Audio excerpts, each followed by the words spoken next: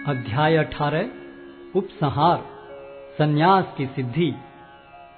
अर्जुन ने कहा, हे महाबाहु, मैं त्याग का उद्देश्य जानने का इच्छुक हूँ, और हे केशनिषूदन, हे ऋषिकेश, मैं त्यागमय जीवन का भी उद्देश्य जानना चाहता हूँ। भगवान ने कहा, भौतिक इच्छा पर आधारित कर्मों के परित्याग को विद्वान लोग संन्यास कहते हैं, और समस्त कर्मों के फल त्याग को बुद्धिमान लोग त्याग कहते हैं। कुछ विद्वान घोषित करते हैं कि समस्त प्रकार के सकाम कर्मों को दोषपूर्ण समझकर त्याग देना चाहिए, किंतु अन्य विद्वान मानते हैं कि यज्ञ, दान तथा तपस्या के कर्मों को कभी नहीं त्यागना चाहिए। हे भरत श्रेष्ठ, अब त्याग के विषय में मेरा निर्णय सुनो। हे नरशार्दूल, शास्त्रों में त्याग 3 तरह का बताया गया है। यज्ञ, दान तथा तपस्या के कर्मों का कभी परित्याग नहीं करना चाहिए, उन्हें अवश्य संपन्न करना चाहिए। निस्संदेह यज्ञ, दान तथा तपस्या महात्माओं को भी शुद्ध बनाते हैं। इन सारे कार्यों को किसी प्रकार की आसक्ति या फल की आशा के बिना संपन्न करना चाहिए। हे प्रथापुत्र, इन्हें कर्तव्य मानकर संपन्न किया जाना चाहिए, यही मेरा अंतिम मत है।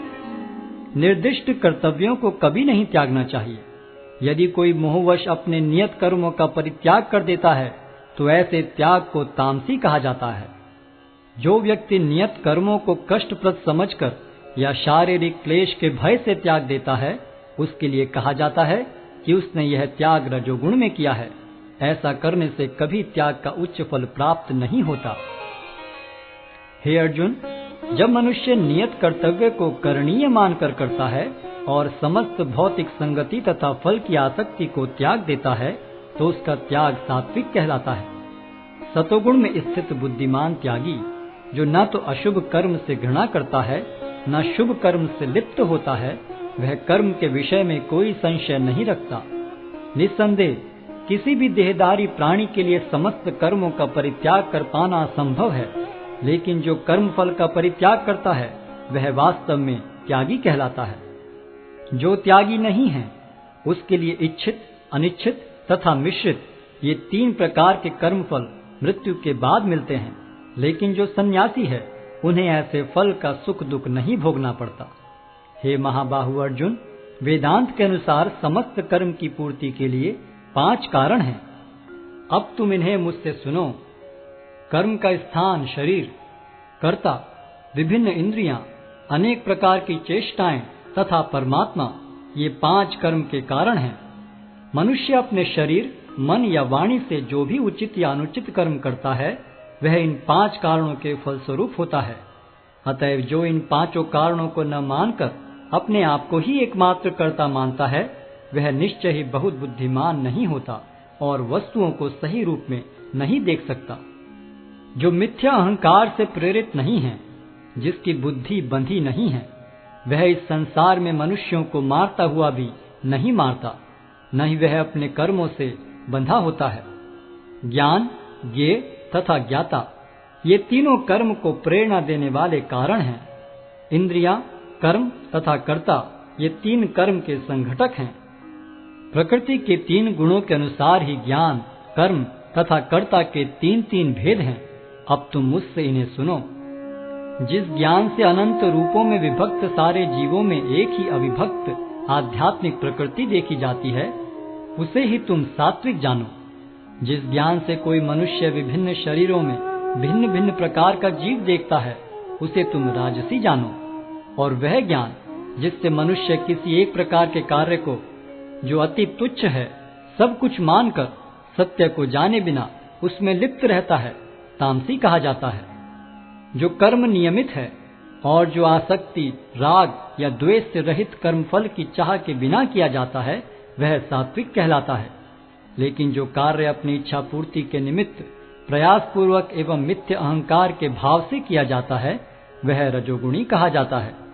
जो कर्म मोहवश शास्त्रीय आदेशों की अवहेलना करके तथा भावी बंधन की परवाह किए बिना या हिंसा अथवा अन्यों को दुख पहुंचाने के लिए किया जाता है, वह तामसी कहलाता है। जो व्यक्ति भौतिक गुणों के संसर्ग के बिना अहंकार रहित संकल्प तथा उत्साहपूर्वक अपना कर्म करता है, और सफलता अथवा असफलता में अविचलित रहता है, वह सात्विक कर्ता कहलाता है। जो कर्ता कर्म तथा कर्म फल के प्रति आसक्त होकर फलों का भोग करना चाहता है तथा जो लोभी, सदैव ईर्ष्यालु, अपवित्र और सुख दुख से विचलित होने वाला है, वह राजसी कहा जाता है। जो कर्ता सदा शास्त्रों के आदेशों के विरुद्ध कार्य करता रहता है, जो भौतिकवादी, हठी, कपटी तथा अन्यों का अपमान करने में पटु है तथा जो आलसी, सदैव खिन्न तथा काम करने में दीर्घ सूत्री है, वह तमोगुणी कहलाता है। हे धनंजय, अब मैं प्रकृति के 3 गुणों के अनुसार तुम्हें विभिन्न प्रकार की बुद्धि तथा धृति के विषय में विस्तार से बताऊंगा, तुम इसे सुनो। हे प्रथापुत्र, वह बुद्धि सतोगुणी है, जिसके द्वारा मनुष्य यह जानता है कि क्या करणीय है और क्या नहीं है, किससे डरना चाहिए और किससे नहीं, क्या बांधने वाला है और क्या मुक्ति देने वाला है। हे प्रथापुत्र, जो बुद्धि धर्म तथा अधर्म, करणीय तथा अकरणीय कर्म में भेद नहीं कर पाती, वह राजसी है। जो बुद्धि मोह तथा अहंकार के वशीभूत होकर अधर्म को धर्म और धर्म को अधर्म मानती है और सदैव विपरीत दिशा में प्रयत्न करती है, हे पार्थ, वह तामसी है। हे प्रथापुत्र, जो अटूट है, जिसे योगाभ्यास द्वारा अचल रहकर धारण किया जाता है और जो इस प्रकार मन, प्राण तथा इंद्रियों के कार्यकलापों को वश में रखती है, वह धृति सात्विक है। लेकिन हे अर्जुन, जिस धृति से मनुष्य धर्म, अर्थ तथा काम के फलों में लिप्त बना रहता है, वह राजसी है। हे पार्थ, जो धृति स्वप्न, भय, शोक, विषाद तथा मोह के परे नहीं जाती, ऐसी दुर्बुद्धिपूर्ण धृति तामसी है। हे भरत श्रेष्ठ, अब मुझसे 3 प्रकार के सुखों के विषय में सुनो, जिनके द्वारा बद्ध जीव भोग करता है और जिसके द्वारा कभी कभी दुखों का अंत हो जाता है। जो प्रारंभ में विष जैसा लगता है, लेकिन अंत में अमृत के समान है, और जो मनुष्य में आत्म साक्षात्कार जगाता है, वह सात्विक सुख कहलाता है। जो सुख इंद्रियों द्वारा उनके विषयों के संसर्ग से प्राप्त होता है और जो प्रारंभ में अमृत तुल्य तथा अंत में विष तुल्य लगता है, वह रजोगुणी कहलाता है। तथा जो सुख आत्म साक्षात्कार के प्रति अंधा है, जो प्रारंभ से लेकर अंत तक मोहकारक है और जो निद्रा, आलस्य तथा मोह से उत्पन्न होता है, वह तामसी कहलाता है।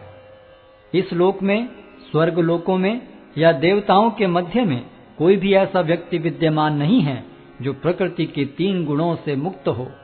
हे परंतप, ब्राह्मणों, क्षत्रियों, वैश्यों तथा शूद्रों में प्रकृति के गुणों के अनुसार उनके स्वभाव द्वारा उत्पन्न गुणों के द्वारा भेद किया जाता है।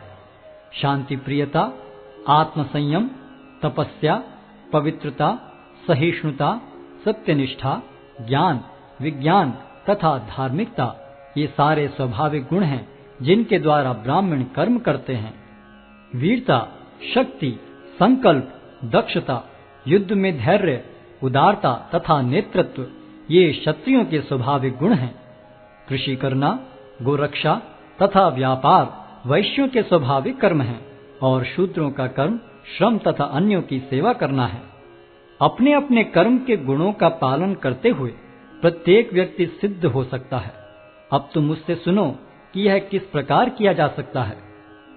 जो सभी प्राणियों का उद्गम है और सर्वव्यापी है, उस भगवान की उपासना करके मनुष्य अपना कर्म करते हुए पूर्णता प्राप्त कर सकता है।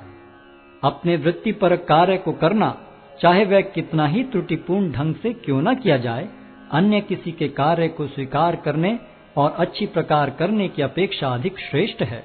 अपने स्वभाव के अनुसार निर्दिष्ट कर्म कभी भी पाप से प्रभावित नहीं होते। प्रत्येक उद्योग किसी न किसी दोष से आवृत होता है, जिस प्रकार अग्नि धुएं से आवृत रहती है।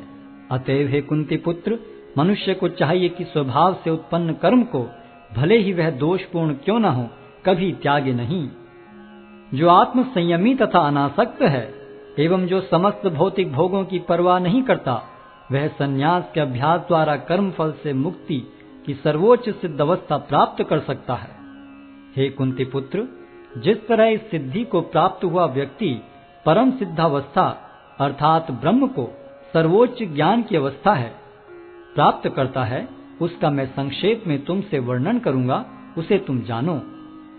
अपनी बुद्धि से शुद्ध होकर तथा धैर्यपूर्वक मन को वश में करते हुए इंद्रिय तृप्ति के विषयों का त्याग कर राग तथा द्वेष से मुक्त होकर जो व्यक्ति एकांत स्थान में वास करता है, जो थोड़ा खाता है, जो अपने शरीर मन तथा वाणी को वश में रखता है, जो सदैव समाधि में रहता है तथा पूर्णतया विरक्त, मिथ्या अहंकार, मिथ्या शक्ति, मिथ्या गर्व, काम, क्रोध तथा भौतिक वस्तुओं के संग्रह से मुक्त है, जो मिथ्या स्वामित्व की भावना से रहित तथा शांत है, वह निश्चय ही आत्म साक्षात्कार के पद को प्राप्त होता है।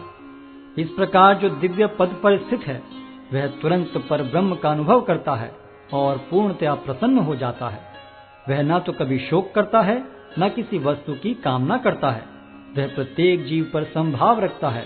उस अवस्था में वह मेरी शुद्ध भक्ति को प्राप्त करता है। केवल भक्ति से मुझ भगवान को यथारूप में जाना जा सकता है। जब मनुष्य ऐसी भक्ति से मेरे पूर्ण भावनामृत में होता है, तो वह वैकुंठ जगत में प्रवेश कर सकता है। मेरा शुद्ध भक्त मेरे संरक्षण में समस्त प्रकार के कार्यों में संलग्न रहकर भी मेरी कृपा से नित्य तथा विनाशी धाम को प्राप्त होता है। सारे कार्यों के लिए मुझ पर निर्भर रहो और मेरे संरक्षण में सदा कर्म करो। ऐसी भक्ति में मेरे प्रति पूर्णतया सचेत रहो।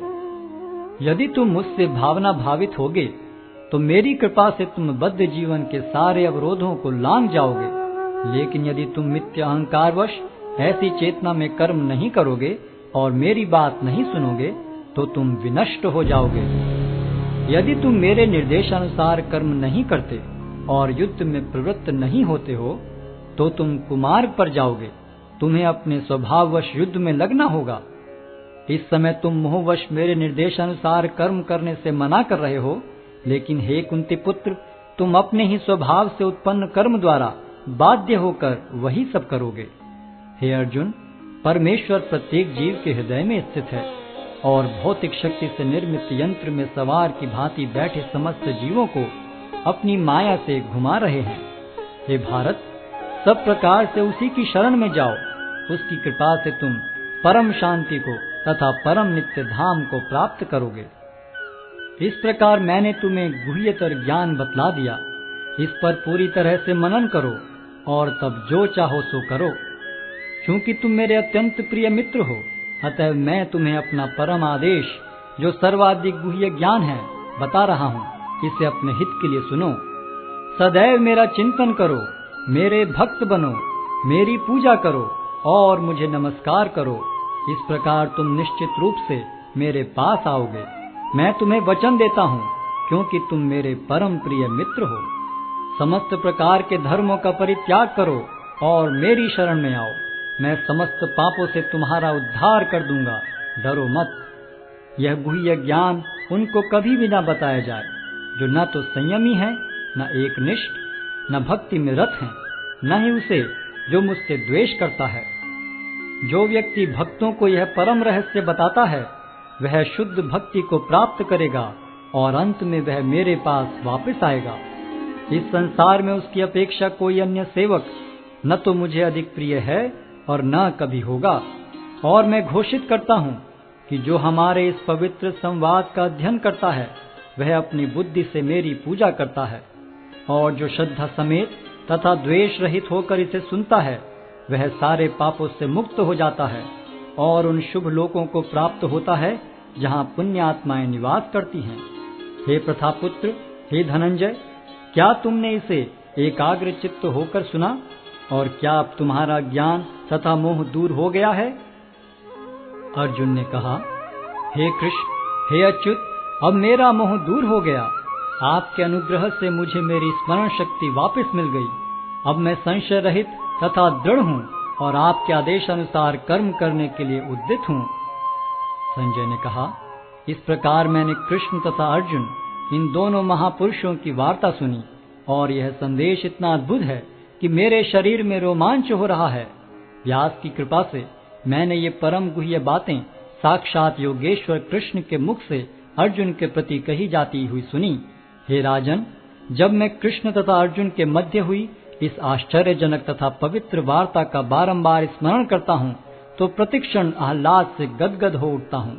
हे राजन, भगवान कृष्ण के अद्भुत रूप का स्मरण करते ही मैं अधिकाधिक आश्चर्यचकित होता हूँ और पुनः पुनः हर्षित होता हूँ। जहाँ योगेश्वर कृष्ण हैं और जहाँ परम धनुर्धर अर्जुन हैं, वहीं ऐश्वर्य, विजय, अलौकिक शक्ति तथा नीति भी निश्चित रूप से रहती है, ऐसा मेरा मत है। हरे कृष्ण कृष्ण कृष्ण हरे हरे, हरे राम राम राम हरे हरे।